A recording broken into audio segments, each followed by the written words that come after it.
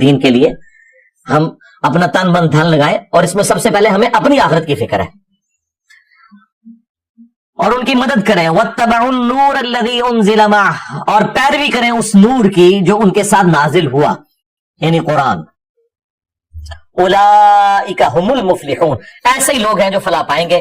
یعنی فلاح پانے کے لیے نبی علیہ السلام پر ایمان لانا، ان کی تعظیم کرنا، دین کے معاملے میں ان کی مدد کرنا اور قرآن کی پیروی کرنا. یہ اب دیکھ لیں کتنے مسلمان ہیں جو یہ کام کر رہے ہیں. تو مسلمانوں کی اکثریت کے سر شرم سے جھک جائیں گے. نبی علیہ السلام نے اپنا حق ادا کر دیا، اور آخری درجے میں اس سے بڑی کیا بات ہو سکتی ہے کہ جب اللہ تعالیٰ کو یہ بات قرآن میں نازل فرمانی پڑے، لَقَدْ جَاءَكُمْ رَسُولٌ مِّنْ أَنفُسِكُمْ عَزِيزٌ عَلَيْهِ مَا عَنِتُّمْ حَرِيصٌ عَلَيْكُمْ بِالْمُؤْمِنِينَ رَءُوفٌ رَحِيمٌ. یعنی یہ وہ ہے جو تمہاری جانوں سے بڑھ کر تمہارے لیے حریص ہے کہ تمہارے لیے کوئی خیر خائی والا معاملہ ہو جائے، اور مومنین کے لیے رؤوف بھی ہے اور رحیم بھی ہے صلی اللہ علیہ وآلہ وسلم. اور پھر اللہ تعالیٰ نے فرمایا وَإِنَّكَ لَعَلَىٰ خُلُقٍ عَظِيمٍ، اخلاق کے بھی بلند ترین درجے کے اوپر فائز ہے. یعنی یہ سب کچھ سکھا کے بھی نبی علیہ السلام اس سسٹم کے بینیفیشری نہیں ہوئے، فاقوں میں زندگی گزری. تیسرا ریفرنس سورۃ النجم، سورۃ نمبر 53 کی ابتدائی آیات ہے. وَالنَّجْمِ إِذَا هَوَىٰ، قسم ہے ستارے کی کہ جب وہ ڈوبتا ہے. ستارہ تو ڈوب سکتا ہے، اور ظاہر ہے اللہ تعالیٰ نے زوال رکھا ہے ہر چیز کو، لیکن مَا ضَلَّ صَاحِبُكُمْ وَمَا غَوَىٰ، تمہارے نبی نہ کبھی بہکے ہیں اور نہ کبھی بے راہ چلے ہیں. ستارہ تو ڈوب سکتا ہے، اور قسم ہے وہ ہماری قدرت کی نشانی ہے، لیکن یہ جو ہستی تمہارے پاس آئی ہے مَا ضَلَّ صَاحِبُكُمْ وَمَا غَوَىٰ، نہ کبھی گمراہ ہوئے ہیں اور نہ کبھی بے راہ چلے ہیں. لہذا وہ جو آیت ہے نا وَوَجَدَكَ ضَالًّا فَهَدَىٰ، اے نبی ہم نے تمہیں اپنی محبت میں خود رفتہ پایا تو ہدایت کے اعلیٰ ترین درجے پر پہنچا دیا. یہ اعلیٰ حضرت کا ترجمہ بالکل ٹھیک ہے. یہ جو وہابیوں نے ترجمہ کیا دیوبند اور اہل حدیث نے، وہ بالکل گستاخانہ ترجمہ ہے. نبی کے کیس میں جب یہ لفظ آئے گا نا ضال، تو اس میں محبت میں خود رفتہ پانا. اب کوئی پوچھ سکتا ہے اس کا اسلوب کیا ہے؟ قرآن میں موجود ہے.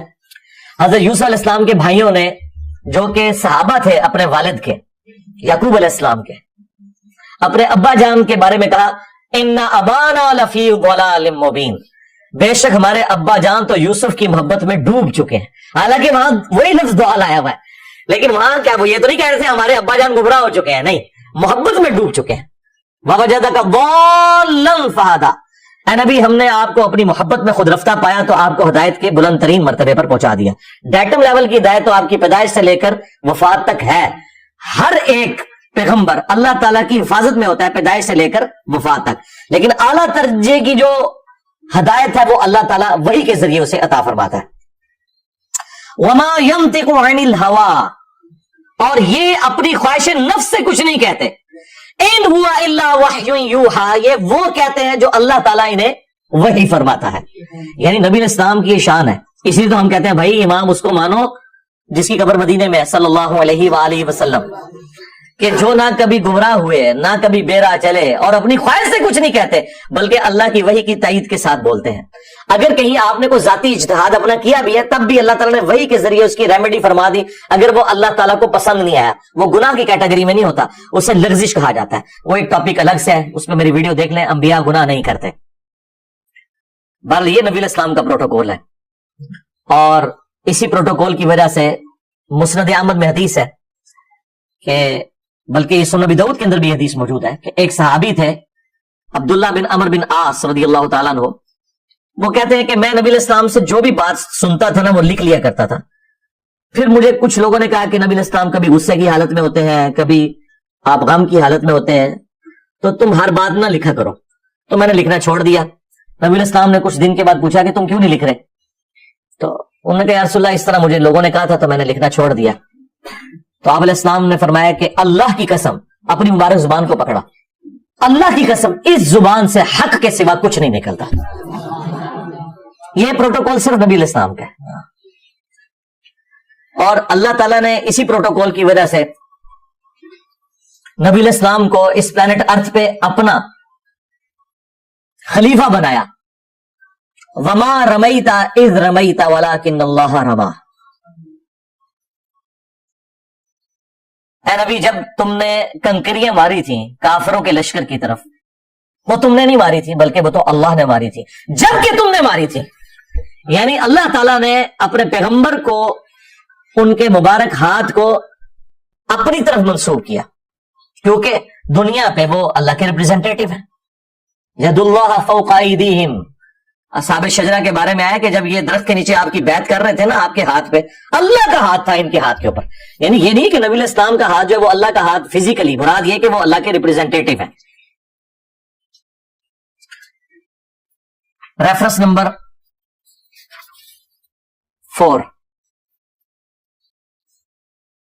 یہ سورۃ الحجرات سورۃ نمبر 49 کی ابتدائی آیات ہے. یا ایھا الذین آمنوا، اے ایمان والو، لا تقدموا بین یدی اللہ ورسولہ، مت آگے بڑھو اللہ اور اس کے رسول سے. بس جتنا تعلیم کیا نا اس میں خود صفرے لگا کے ایڈ نہ کرو.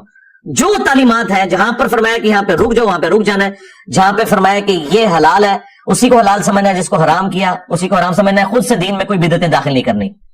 واتقوا اللہ، اور اللہ کا تقوی اختیار کرو. ان اللہ سمیع علیم، بے شک اللہ تعالیٰ سننے والا، علم والا ہے.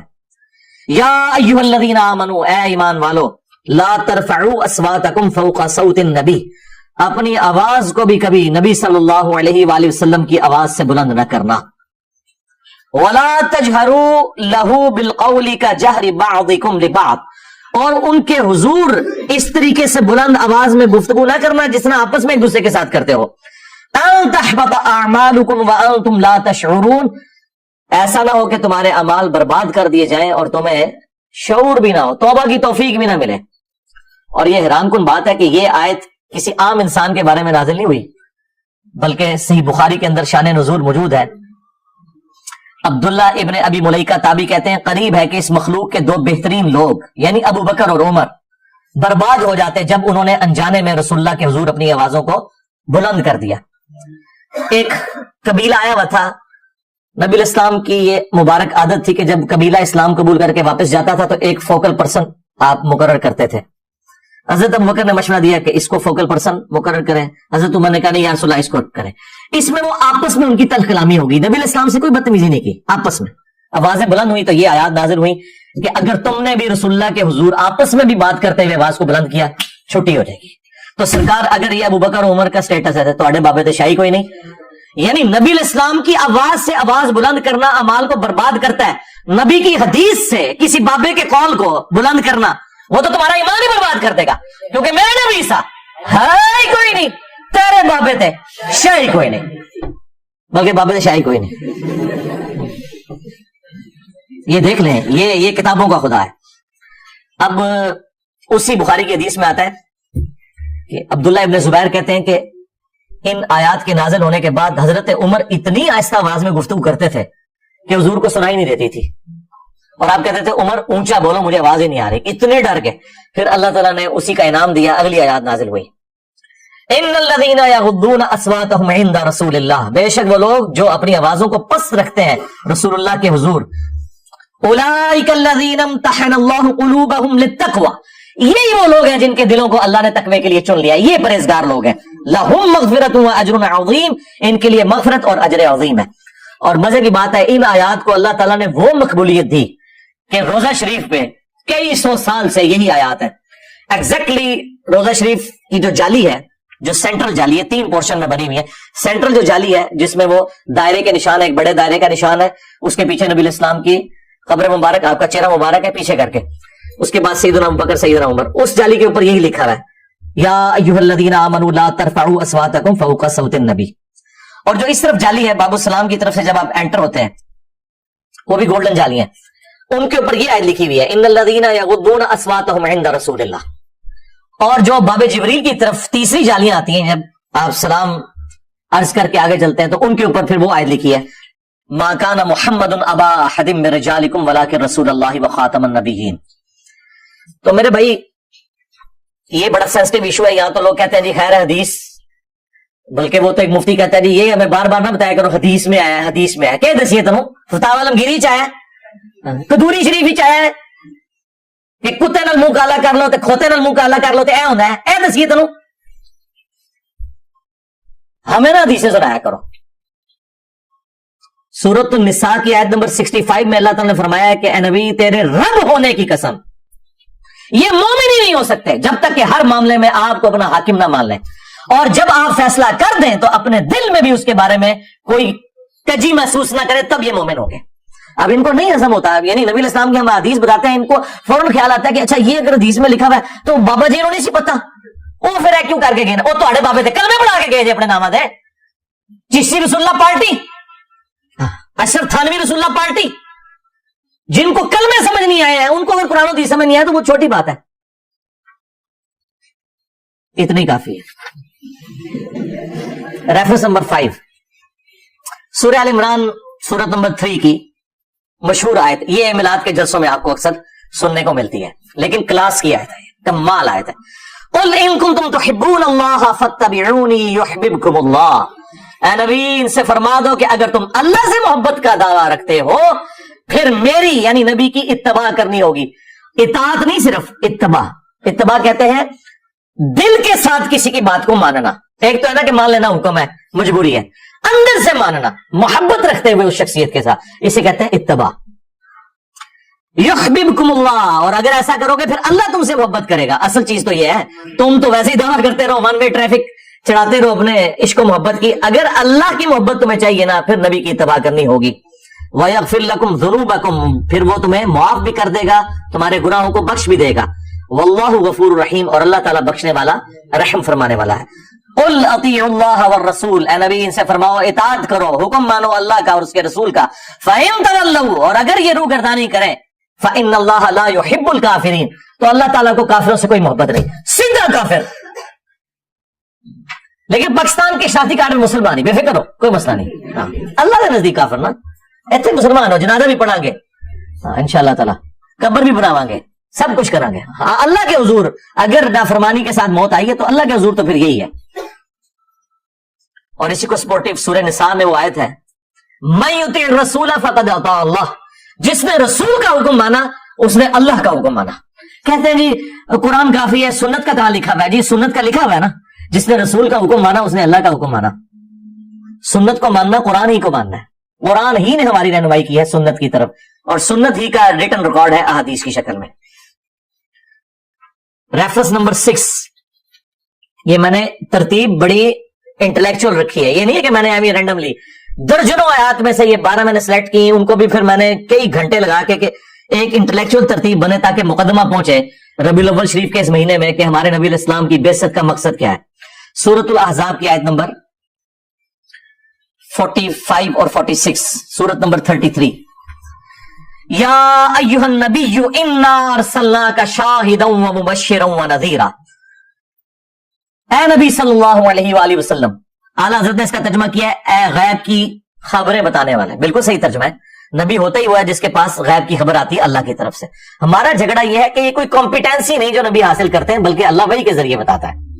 वमा कान अल्लाहु लियुतलिअकुम अलल गैब, अल्लाह की ये शान नहीं कि हर एक को गैब पर इतला दे, वलाकिन अल्लाह यज्तबी मिन रुसुलिही मन यशा, बल्कि अल्लाह अपने रसूलों में से जिसे चाहता है उसे गैब की खबर देता है।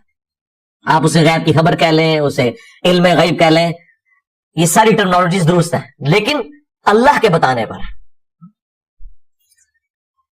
ऐ नबी सल्लल्लाहु अलैहि वसल्लम, बेशक हमने आपको भेजा गवाह बनाकर और खुशखबरी देने वाला और डर सुनाने वाला। खुशखबरी अहले ईमान को जन्नत की, और डर जो है वो फासिकीन को जहन्नम का, और शाहिद गवाह। अच्छा, अभी इधर आला हज़रत ने तर्जुमा किया शाहिद का हाज़िर नाज़िर, लेकिन आला हज़रत की डंडी आगे जाके पकड़ी जाएगी। सूरतुल बकरा में भी यही लफ्ज आया, सूरतुल हज में आया, वहां पे था कि ये नबी इस उम्मत के ऊपर शाहिद है और ये उम्मत अगली उम्मतों पर शाहिद है। तो वहां तर्जुमा आला हज़रत का क्या बनना था, ये नबी इस उम्मत के ऊपर हाज़िर नाज़िर है और पूरी उम्मत सारी इंसानियत के ऊपर जो पहले भी गुजर चुकी हाज़िर नाज़िर है। उसे आला हज़रत गवाह तर्जुमा किया, गवाह यानी कि अल्लाह के लिए गवाही लेकर खड़े हुए हैं। जो मौला मदूदी ने किताब भी लिखी है शहादत अलन नास, ये पूरी उम्मत भी गवाह है, यानी अल्लाह के हक में गवाही देते हुए खड़ी हो गई है पूरी इंसानियत तक तौहीद का पैगाम पहुंचाने के लिए। तो नबी इस्लाम भी शहादत अलन नास करने आए, वो सहाबा कराम के ऊपर गवाह थे, अपने जमाने के लोगों के ऊपर गवाह थे, और फिर हज्जतुल वदा के मौका पर नबी इस्लाम ने उम्मत को ये काम ट्रांसफर किया, अब ये उम्मत भी गवाह है बाकी सारी उम्मत के ऊपर। اور اگلی امتوں پر گواہ ہے کہ ان کے انبیاء کرام نے ان تک بات صحیح پہنچائی تھی. وہ صحیح بخاری میں آتا ہے قوم نوح انکار کر دے گی کہ ہمارے پیغمبر نے کوئی بات ہی ہم تک نہیں پہنچائی, تو پھر امت محمدیہ گواہی دے گی, اور وہ گواہی کس بنیاد پہ دے رہی ہوگی؟ قرآن کی بنیاد پہ. یہ سورۃ البقرہ کی آیت نمبر 143 کے کانٹیکسٹ میں بخاری میں حدیث موجود ہے. تو اے نبی آپ گواہ ہیں, اللہ کے لیے کھڑے ہوئے ہیں, خوشخبری دینے والے, ڈر سنانے والے, وَدَاعِيًا إِلَى اللَّهِ, اور دائی ہیں, بلانے والے ہیں اللہ کی طرف, بِإِذْنِهِ, اس کے اذن کے ساتھ, وَسِرَاجًا مُنِيرًا, اور آپ ایسے سورج ہیں جو چمکا کے رکھ دیتے ہیں باقیوں کو بھی. یعنی جو بھی رسول اللہ کے ساتھ اٹیچ ہو جائے گا دنیا اور آخرت میں کامیابی اس کا مقدر ہوگی. تو نبی علیہ السلام نور ہدایت ہیں. اس آیت کے تحت ہمیں یہ بات پتہ چلی کہ نبی علیہ السلام سراجم منیرہ ہے, ایسے نور ہے جو باقیوں کو بھی نور بنا دیتا ہے. یہ ہدایت کے نور کی بات ہو رہی ہے. سورۃ المائدہ میں بھی ہے نا, قد جاءکم من اللہ نور و کتاب مبین, بے شک تمہارے پاس اللہ کی طرف سے ایک نور آیا اور ایک کتاب. وہاں نور سے مراد اہل سنت کے جو سب سے پہلے مفسر ہیں جنہوں نے تفسیر لکھی, تفسیر طبری, ابن جریر طبری کی, اسی سے حافظ ابن کثیر نے سارا چھاپا انہی سے مارا ہوا ہے. اصل میں تفسیر پہلی وہ لکھی گئی تھی. انہوں نے اس آیت کے کانٹیکسٹ میں لکھا یہاں نور سے مراد نبی صلی اللہ علیہ وآلہ وسلم کی ذات ہے. لیکن یہ نور ہدایت جو مسند احمد میں حدیث ہے, میں اللہ کے ہاں اس وقت بھی خاتم النبیین لکھا ہوا تھا جب آدم علیہ السلام ابھی مٹی اور پانی کے درمیان تھے. اس وقت بھی میں دعائے ابراہیم ہوں, میں عیسیٰ کی بشارت ہوں, میں اپنی ماں کا وہ خواب ہوں جو انہوں نے پیدائش کے وقت دیکھا کہ ان کے لیے ایک نور ظاہر ہوا جس سے شام کے محلات بھی روشن ہو گئے. یعنی نبی الاسلام کی والدہ سیدہ آمنہ سلام اللہ علیہا کو یہ خواب دکھایا گیا تھا کہ آپ سے جو بچہ پیدا ہوگا بالآخر اس کی حکومت رومن امپائر کو بھی سپر سیڈ کر جائے گی. تو نبی الاسلام نور ہدایت ہے. نبی الاسلام تو بہت بڑی ہستی, خلفائے راشدین, اہل البیت, صحیح بخاری, صحیح مسلم, یہ سب کے سب نور ہدایت ہے الحمدللہ. تو یہ ثبوت ہے اس بات کا کہ نبی صلی اللہ علیہ وآلہ وسلم کو ہم نور کہتے ہیں ہدایت کے طور پر, یہ آپ کی کوالٹی کے طور پر. ریفرنس نمبر 7 سورہ سبا, سورت نمبر 34 کی آیت نمبر 28, وَمَا أَرْسَلْنَاكَ إِلَّا كَافَّةً لِلنَّاسِ بَشِيرًا وَنَذِيرًا, اے نبی ہم نے آپ کو پوری انسانیت کے لیے خوشخبری دینے والا اور ڈر سنانے والا بنا کر بھیجا. وَلَكِنَّ أَكْثَرَ النَّاسِ لَا يَعْلَمُونَ, لیکن اکثر لوگ اس حقیقت کو نہیں جانتے. یہ نبی الاسلام کی بہت بڑی خوبی ہے. وَمَا أَرْسَلْنَاكَ إِلَّا رَحْمَةً لِلْعَالَمِينَ, جو سورۃ الانبیاء میں بھی ہے, ہم نے آپ کو سارے جہان والوں کے لیے رحمت بنا کر بھیجا. تمام جہانوں کے لیے رحمت بنا کے بھیجا, یہ بھی ترجمہ عربی میں درست ہے, اور تمام جہان والوں کے لیے یہ بھی درست ہے. تمام جہانوں سے مراد کیا؟ یعنی یہ انسانوں کا ایک جہان ہے, درختوں کا ایک جہان ہے, جانوروں کا ایک جہان ہے, پرندوں کا ایک جہان ہے, یعنی ان کی جو اپنے ایک جو کلوز انوائرمنٹ میں جو وہ رہتے ہیں, یہ سب کے سب جہان ہے. ان تمام کے لیے رحمت ہے نبی صلی اللہ علیہ وآلہ وسلم کی مبارک ذات. تو یہاں پر ہے کہ پوری انسانیت کے لیے آپ پیغمبر بنا کے بھیجے گئے, اور یہ آپ کی وہ خوبی ہے جو کسی اور پیغمبر کے پاس نہیں ہے. بخاری اور مسلم دونوں میں حدیث ہے, اللہ تعالیٰ نے مجھے 5 ایسی خوبیاں دی جو کسی پیغمبر کو نہیں دی. ان میں سے پہلی خوبی یہ کہ پوری زمین میرے لیے مسجد بنا دی گئی سجدہ گاہ, میرے امتی جہاں چاہے نماز ادا کر سکتے ہیں. دوسرا, اللہ تعالیٰ نے 1 مہینے کی مسافت سے میرا روب ڈال دیا میرے دشمنوں کے اوپر. میری امت 1 مہینے دور ہوگی, ان کے اوپر روب ڈال جائے گا. تیسرا, اگلے انبیاء قوموں اور قبیلوں کے لیے آتے تھے, مجھے اللہ تعالیٰ نے پوری انسانیت کے لیے پیغمبر بنا کے بھیجا. یہ نبی اسلام کے علاوہ کسی اور کی خصوصیت نہیں ہے. چوتھی چیز, اللہ تعالیٰ نے مال غنیمت میرے لیے حلال کر دیا. اگلی امتوں میں مال غنیمت یعنی جنگ میں کافروں کا چھوڑا ہوا مال حلال نہیں ہوتا تھا. اور 5ویں فضیلت, مجھے اللہ تعالیٰ نے شفاعت کا اذن عطا کیا ہے. اور مسلم شریف میں ایک 6ٹھی فضیلت بھی آئی ہے, اللہ تعالیٰ نے مجھ پہ ختم نبوت فرما دیا ہے. وہاں پہ وہ لفظ خاتم کا آیا, جو یہ قادیانی دجال دھوکہ دیتے ہیں نا کہ نہیں خاتم کا لفظ قرآن میں ہے, خاتم دکھائے, تو خاتم بھی مسلم میں موجود ہے. نبی علیہ السلام نبوت کی مہر بھی ہے, سیل آف دا پروفٹ بھی ہے, اسٹمپ آف دا پروفٹ بھی ہے, اور رسولوں کے سلسلے کو ختم فرمانے والے بھی ہیں. اس کے لیے آپ میری ایک تفصیلی ویڈیو دیکھ لیں, قادیانیوں کو مسلمان بنانے والی ویڈیو, اس میں نے تفصیل کے ساتھ بیان کیا. ریفرنس نمبر 8 سورہ التوبہ سورت نمبر 9 کی آیت نمبر ہے 33, یہ سورہ صف میں بھی آئی ہے. وَالَّذِي أَرْسَلَ رَسُولَهُ بِالْهُدَى وَدِينِ الْحَقِّ, وہی اللہ ہے جس نے الہدا یعنی قرآن کے ساتھ اپنے نبی کو بھیجا, اور دین حق یعنی اسلام کے ساتھ. लियुज़हिरहु अला दीन कुल्लिह, ताकि तमाम अदियान के ऊपर इस दीन को गालिब कर दे। वलौ करिहल मुशरिकून, हाँ मुशरिक इसका बुरा मान जाए। अल्लाह ताला ने अपने नबी के इस दीन को गालिब फरमाना है, और देखें चंद सालों के अंदर गालिब किया। बुखारी मुस्लिम में हदीस है कि अनकरीब कैसर रोम खत्म हो जाएगा, फिर क्यामत तक कोई कैसर नहीं होगा, कोई रोमन एम्पायर नहीं होगी। अनकरीब पर्शिया की एम्पायर भी टूट जाएगी, फिर क्यामत तक कोई किसरा नहीं होगा। और देखें अल्लाह ताला ने चंद सालों के अंदर खुलफाए राशिदीन के दौर के अंदर दोनों सुपर पावर्स मुसलमानों के कदमों में ढेर कर दी, और आपकी प्रोफेसी पूरी हुई अल्हम्दुलिल्लाह।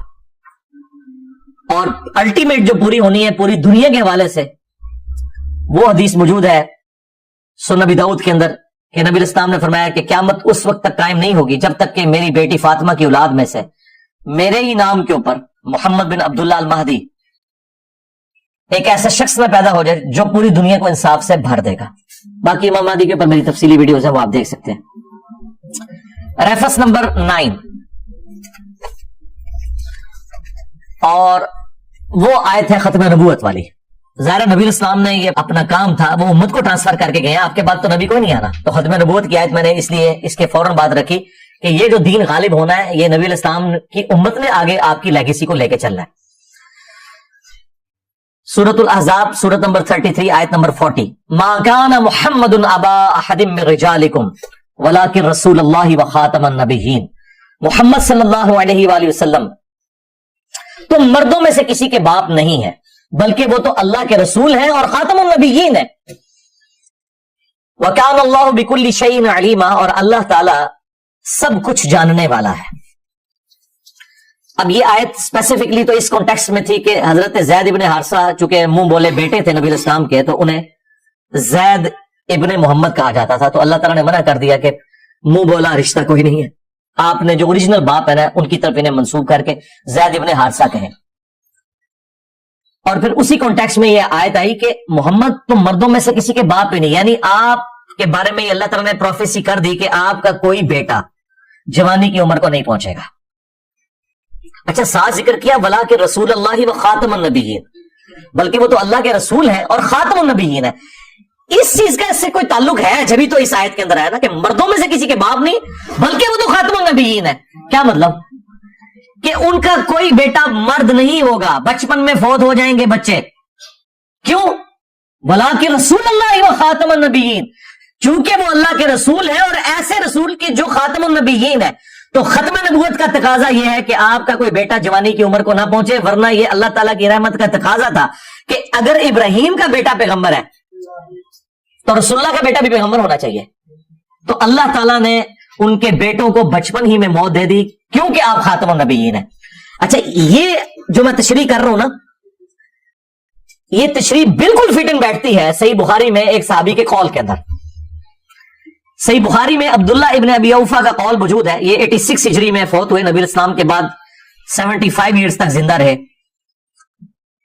इनसे किसी ने पूछा कि आपने अल्लाह के नबी के बेटे की जियारत की है जो बचपन में फौत हो गया था? उनका हाँ, इब्राहिम की मैंने जियारत की है जो मारिया किब्तिया से पैदा हुए थे, वो तो बचपन में ही फौत हो गए, दूध पीने की उम्र में।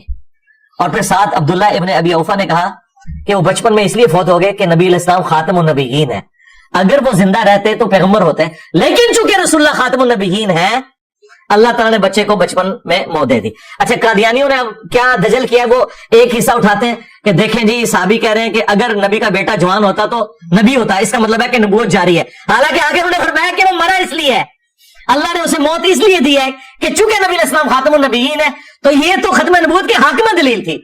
इन्होंने आधी बात उठाई, वो आप मेरी वीडियो देखें, कादियानियों को मुसलमान बनाने वाला क्लिप, उसमें मैंने इनके सारे के सारे जो ड्रामा बाजी इन्होंने की है ना वो एक्सपोज किए हैं। सबसे बड़ा ड्रामा इनके साथ ये लगा हुआ है कि ये और तो चीजें छोड़ दें, अपना नमाज का तरीका जरा बुखारी मुस्लिम से चेक करें।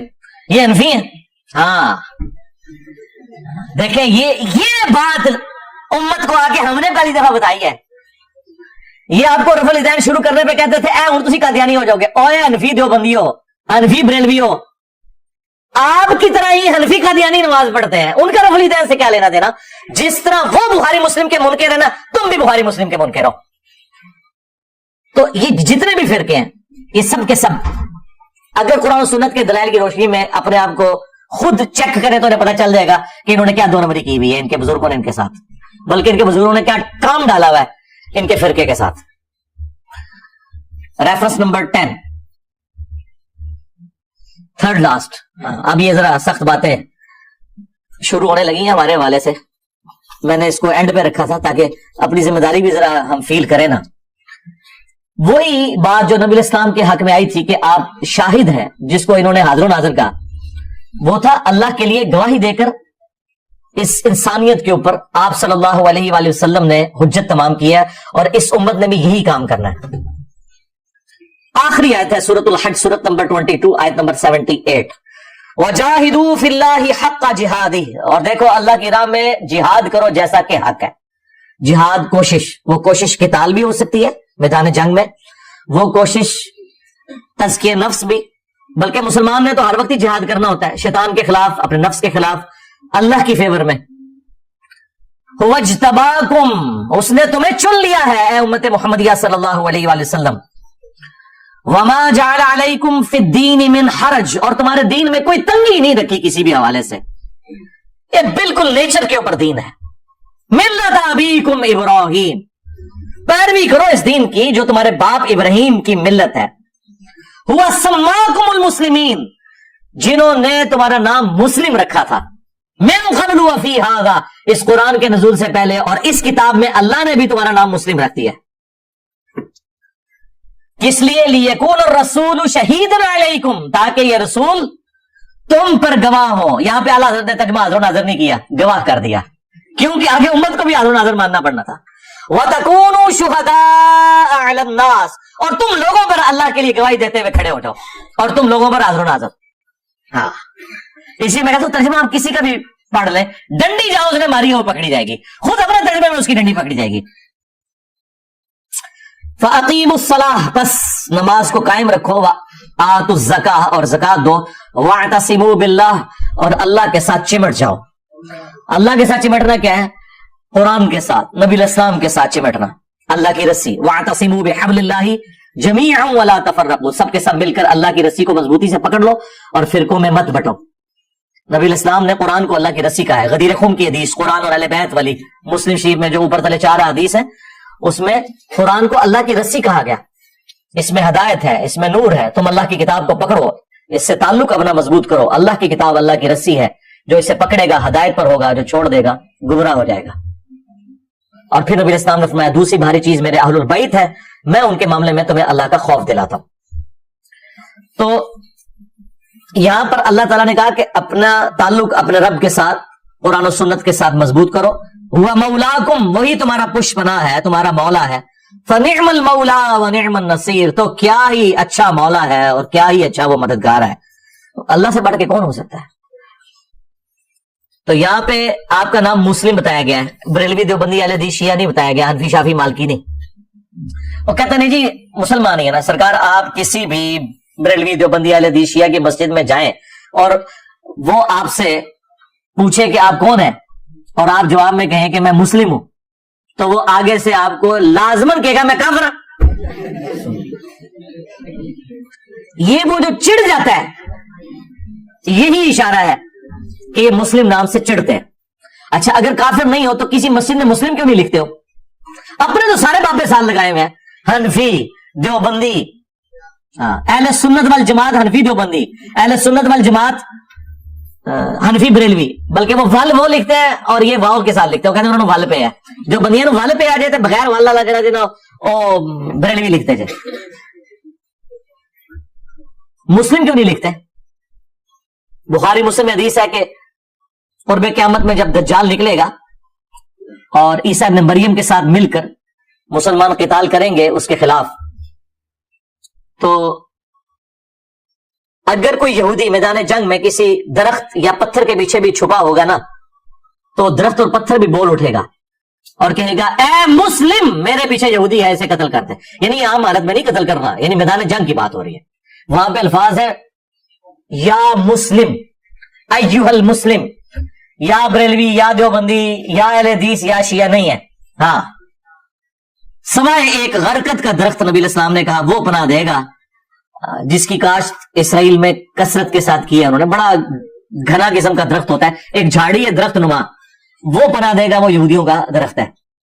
तो बस उस वक्त का इंतजार करें, और उस वक्त अगर आप को मुस्लिम की सदा आई और आपने पीछे मुड़ के ना देखा, ये समझते हुए कि कोई इंजीनियर साहब का स्टूडेंट ही ना पुकार रहा हो, तो बदबख्ती की मौत ही मर जाएंगे। आज से तैयारी शुरू कर दें। रेफरेंस नंबर 11 सूरह अतौबा, सूरत नंबर 9 की आयत नंबर 24। ये तो हमारे उस्ताद डॉक्टर इसरार साहब जिस तरीके से बयान करते थे वो उनका खासा था। वो डॉक्टर इसरार साहब तो कुरान फिर इस तरह बयान करते थे जिस तरह कुरान नाजिल हुआ है। कुरान उस तरह नहीं नाजिल हुआ जिस तरह तारिक जमील साहब या गामदी साहब बोलते हैं। कुरान उस तरह नाजिल हुआ है जिस तरह डॉक्टर इसरार साहब बयान करते हैं।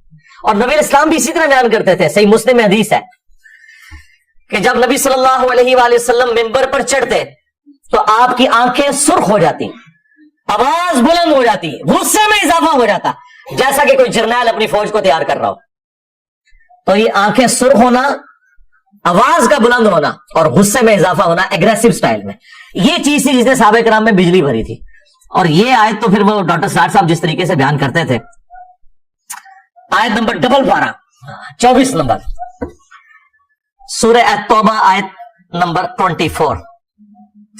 कुल इन काना आबाउकुम, मैं नबी इनसे खोल करके बात इरशाद फरमा दो कि अगर तुम्हारे बाप व अबनाउकुम, और तुम्हारे बेटे यानी तुम्हारी औलाद, व इख्वानुकुम, और तुम्हारे भाई, व अज़वाजुकुम, और तुम्हारी औरतें, व अशीरतुकुम, और तुम्हारा सारे का सारा कुंबा, व अमवालु निक़तरफ़्तुमूहा, और तुम्हारे कमाई के माल, व तिजारतुन तख़शौना कसादहा, और वो तिजारत जिसके मांद पड़ जाने का हर वक्त तुम्हें खदशा लगा रहता है, व मसाकिनु तरबौनहा, और वो घर जो तुम्हारे पसंदीदा है। ये 8 चीजें गिनवाई हैं दुनिया की। अगर इन 8 चीजों की मोहब्बत, अहब्बा इलैकुम, अगर ये चीजें तुम्हें ज्यादा महबूब हो जाए, मिनल्लाहि व रसूलिही व जिहादिन फी सबीली, अल्लाह से और उसके रसूल से और अल्लाह की राह में जिहाद करने से, फतरब्बसू, तो फिर इंतजार करना, हत्ता याति अल्लाहु बि अमरी, यहां तक कि अल्लाह ताला का हुक्म अजाब तुम पर आ पहुंचे। वल्लाहु ला यहदिल कौमल फासिकीन, और अल्लाह ताला फासिक लोगों को हिदायत नहीं देता। बल्कि डॉक्टर साहब जब बोलते थे ना तो साथ कहते थे फतरब्बसू, तो तबाह हो जाओ, हत्ता याति अल्लाहु बि अमरी, यहां तक कि अल्लाह ताला का हुक्म अजाब आ पहुंचे, इंतजार करो। अल्लाह अकबर। ये आयत है जी जिसमें अल्लाह ताला ने दुनिया की 8 चीजें गिनवाई हैं और कहा कि ये ज़ाहिर एक सिंबल के तौर पर है, इस सारी चीजें इसी कैटेगरी में फॉल करती हैं। अगर इनकी मोहब्बत अल्लाह रसूल से बढ़ जाए, अल्लाह की राह में जहाज से बढ़ जाए, तो फिर फारिग हो। सूरह अल-अहज़ाब के स्टार्ट में अल्लाह ताला फरमाया अन्नबी औला बिल मुमिनीना मिन अनफुसिहिम व अज़वाजुहु उम्महातुहुम, नबी मोमिनीन की जानों से बढ़कर उन पर हक रखते हैं और नबी की बीवियां उम्मत की माएं, यानी हमारी जान से भी बढ़कर हम पर जिसका हक है ना, वो शख्सियत है जिसकी कब्र मदीने में है, जो हमारे रूहानी बाप हैं, क्योंकि उनकी बीवियां उम्मत की माएं हैं।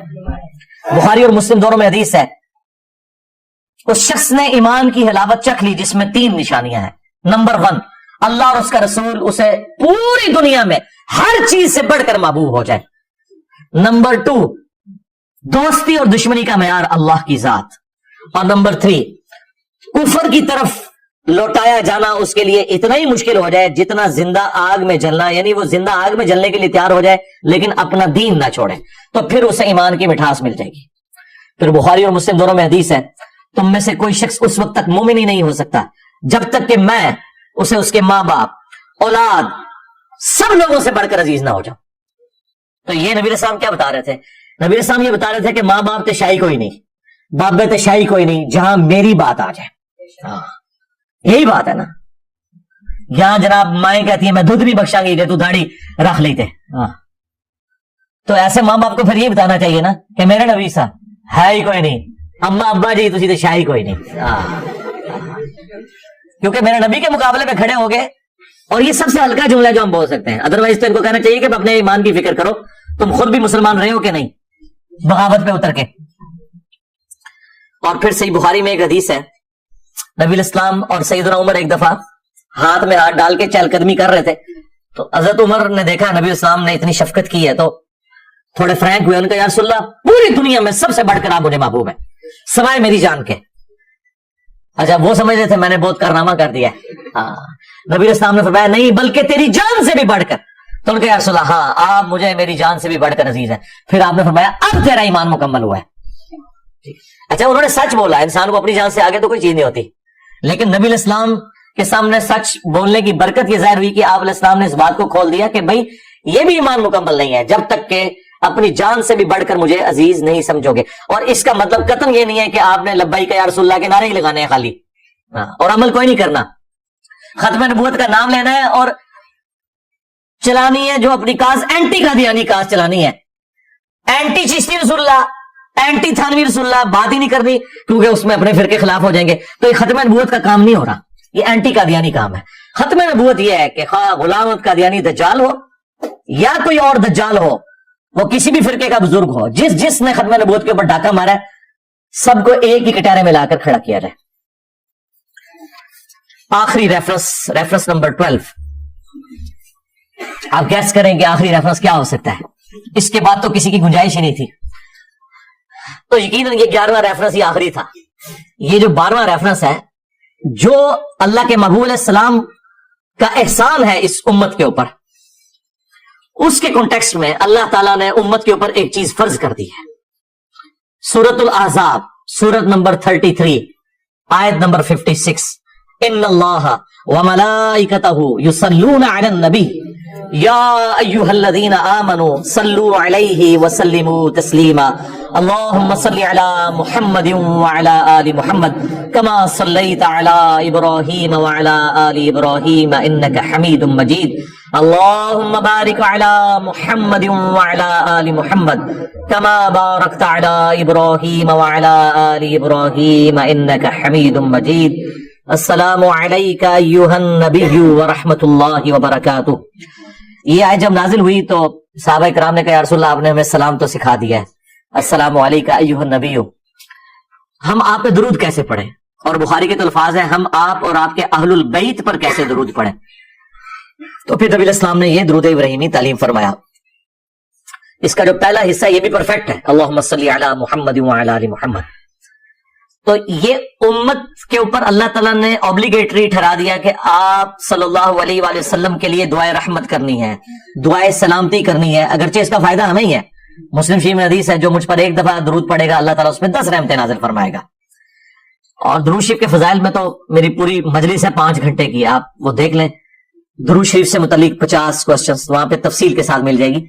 بہرحال اس آیت میں امت کو یہ تعلیم کیا گیا ہے کہ جس نبی کا یہ آپ پر احسان ہے, جس نبی کو اللہ تعالیٰ نے ذریعہ بنایا آپ کی ہدایت کا, آپ نے ان کے لیے دعا کرنی ہے. اس لیے ہم دیکھیں ہماری نماز اسی چیز کے ساتھ جڑی ہوئی ہے, ہم نماز میں بھی درود شریف پڑھتے ہیں, آگے پیچھے بھی, مسجد میں جاتے وقت بھی درود شریف ہے, اور درود شریف کو اپنا حرز جاں بنانا ایک مومن کی نشانی ہے الحمدللہ. باقی نبی الاسلام کو ہماری دعاؤں کی کوئی ضرورت نہیں ہے. وَرَفَعْنَا لَكَ ذِكْرَكَ, اے نبی ہم نے آپ کے لیے آپ کے ذکر کو بلند کر دیا ہے. دنیا میں جہاں کہیں بھی اللہ کا نام لیا جاتا ہے اذان کے اندر یا نماز میں, تو ساتھ رسول اللہ کا بھی نام مبارک ذکر ہوتا ہے. اشہد ان لا الہ الا اللہ تو اشہد ان محمد رسول اللہ, یہ ساتھ ہی ذکر ہوتا ہے. وَلَلْآخِرَةُ خَيْرٌ لَكَ مِنَ الْأُولَى, اے نبی آپ کا ہر آنے والا لمحہ گزرے ہوئے لمحے سے بہتر ہوگا. اس وقت نبی الاسلام کی جو زندگی ہے اللہ کی جنت میں, وہ اس زندگی سے بہتر ہے جو آپ دنیا میں گزار کے گئے ہیں. اور آپ کی قیامت کے دن کی زندگی اس برزخ کی زندگی سے بہتر ہوگی. ہر لمحے درود شریف جو اللہ بھیج رہا ہے اور اس کے فرشتے بھیج رہے ہیں, بے شک اللہ اور اس کے فرشتے درود بھیجتے ہیں نبی صلی اللہ علیہ وآلہ وسلم پر, تو نبی اسلام کی تو شان ہر وقت بلند ہو رہی ہے. اللہ کا درود بھیجنا یہ ہے کہ اللہ تعالیٰ کسی کو نہیں کہتا, اللہ تو خود شان بلند کر دیتا ہے. یہ تو فرشتے یا ہم ہیں جو ہم کہتے ہیں اللہم صلی علی محمد, اے اللہ تو محمد صلی اللہ علیہ وآلہ وسلم پر رحمت نازل فرما. اللہ کو تو کسی کو کہنے کی ضرورت نہیں ہے. اللہ کا درود یہ ہے کہ اللہ تعالیٰ کہتا ہے میں نے اپنے نبی پر اتنی رحمتیں کی, میں نے اپنے نبی کے اتنے درجات بلند کیے. اللہ کو تو کسی کو کہنے کی ضرورت ہی نہیں ہے. تو یہ نبی صلی اللہ علیہ وآلہ وسلم کی خوبی ہے کہ آپ کا ہر آنے والا لمحہ گزرے ویسے بہتر ہے. وَلَسَوْفَ يُعْطِيكَ رَبُّكَ فَتَرْضَىٰ, اور اے نبی وہ دن بھی آنے والا ہے ہم آپ کو اتنا دیں گے کہ آپ اپنے رب سے راضی ہو جائیں گے, اور وہ دن ہے قیامت کا دن. وہ صحیح مسلم میں حدیث ہے کہ نبی السلام ایک دفعہ بیٹھے ہوئے رو رہے تھے, تو حضرت جبرائیل علیہ السلام کو اللہ تعالیٰ نے بھیجا اور کہا کہ ہمارے محبوب کو سلام کہو کہ پوچھو کیوں رو رہے ہو. تو نبی علیہ السلام نے کہا میری امت میری امت. تو اللہ تعالیٰ نے پیغام بھجوایا کہ انہیں سلام کہو اور کہو کہ ہم آپ کی امت کے معاملے میں آپ کو قیامت والے دن رسوا نہیں کریں گے. تو یہ شفاعت ملنی ہے.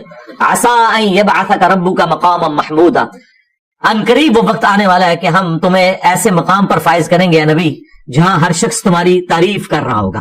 مقام محمود وہ مقام جہاں پر جو بندہ فائز ہے اس کی تعریف کی جائے. نبی اسلام کے لیے وہ مقام محمود ہے. اور بخاری مسلم میں تفصیلی حدیث ہے کہ تمام انبیاء سے ہو کر اینڈ پہ نبی اسلام کے پاس لوگ آئیں گے اور آپ کی دعا کی برکت سے شفاعت کا دروازہ کھلے گا. اور پھر جب شفاعت کا دروازہ کھلے گا پھر باقی انبیاء بھی شفاعت کریں گے, اللہ کے نیک بندے بھی شفاعت کریں گے, فرشتے بھی شفاعت کریں گے. لیکن نیک بندے وہ جنہوں نے اللہ کی عبادت کی ہوگی, جنہوں نے اپنی عبادت کروائی ہے اور گئے. ہاں دنیا سے میری زبان تو گئے, آخرت اللہ نے عذاب گئے. ہاں جنہوں نے کمٹمنٹ کے ساتھ زندگی گزاری ہے وہ شفاعت کریں گے, اس میں کوئی شک نہیں ہے. لیکن دروازہ نبی الاسلام کی مبارک دعا پہ کھلے گا. مسلم شریف میں واضح حدیث ہے سب سے پہلے قیامت والے دن میں قبر سے نکالا جاؤں گا, سب سے پہلے میں شفاعت کروں گا, سب سے پہلے میری شفاعت قبول کی جائے گی. اور مسلم شریف میں ایک اور حدیث ہے سب سے پہلے میں جنت کا دروازہ کھٹکھٹاؤں گا اور داروغہ جنت پوچھیں گے کون, میں کہوں گا محمد. تو وہ کہیں گے کہ مجھے حکم بھی یہی تھا کہ آپ کے نام کے اوپر دروازہ کھلے گا صلی اللہ علیہ وآلہ وسلم. تو نبی الاسلام کو کسی چیز کی ضرورت نہیں. انا اعطیناک الکوثر, نبی ہم نے آپ کو ہر معاملے میں خیر کثیر عطا فرمائی ہے. آپ کی اولاد بھی کثرت سے, آپ کی شانیں بھی کثرت سے, آپ کی امت بھی کثرت سے. بخاری مسلم میں حدیث ہے کہ جنتیوں کا نصف میری امت سے ہوگا, آدھے جنتی میری امت سے ہوں گے. تو ہر معاملے میں اللہ تعالیٰ نے خیر کثیر عطا فرمائی ہے. فصلی لربک وانحر, تو آپ اپنے رب کے لیے نماز پڑھیں, قربانی کریں. ان شانئک ھو الابتر, بے شک آپ کا دشمن وہی بے نام و نشان رہے گا, آپ کی شان تو بلند ہوتی رہے گی. انا کفیناک المستہزئین, اے نبی آپ کا جو لوگ مذاق اڑاتے ہیں ہم کفایت کر جائیں گے آپ کو ہر معاملے میں. دیکھ لیں جتنا انہوں نے نبی الاسلام کو ملائن کیا, پچھلے 100 سالوں میں آپ کو پتا ہے 60,000 کتابیں لکھی گئی ہیں نبی الاسلام کے خلاف. دنیا میں کسی انسان کے خلاف اتنی کتاب نہیں لکھی گئی. لوگ کہتے ہیں جناب جی یہ انجینئر صاحب, سارے مولوی انجینئر صاحب کے خلاف ہو گئے. سرکار انجینئر نے نبی الاسلام کی مبارک دعوت کا جب بیڑا اٹھایا ہے تو یہی کچھ ہوگا, کیونکہ اس پلانٹ ارتھ پہ سب سے زیادہ مخالفت جس شخصیت کی ہوئی ہے نا وہ شخصیت ہے جن کی قبر مدینے میں. 100 سال میں 60,000 کتابیں لکھی گئی ہیں, اور ان 100 سالوں میں جتنی تیزی سے اسلام پھیلا ہے پہلے 1300 سال میں بھی نہیں پھیلا. سب سے بڑی بات آپ دیکھ لیں 58 اسلامی ملک بن چکے ہیں. 8 سے 100 سال پہلے تو یہ سارے کنکلوڈ کر بیٹھے تھے جب آٹومان امپائر بھی ٹوٹ گئی, سارے کے سارے مسلمان محکوم ہو گئے. کسی نے سوچا تھا کہ یہ 100 سال بعد 58 اسلامی ملک ہو چکے ہوں گے. نبی الاسلام کا مبارک انقلاب وقتی طور پر اگر حکومتی لیول پہ نہ بھی نظر آئے تب بھی عوام میں وہ لیگیسی اسی طریقے سے چل رہی ہے, اور اللہ تعالیٰ اپنے نبی صلی اللہ علیہ وآلہ وسلم کے دشمنوں کے خلاف خود انہیں کفایت فرمانے والا ہے. انا کفیناک المستہزئین. صلوا علی محمد وآل محمد, اللہم صلی علی محمد وعلی آل محمد.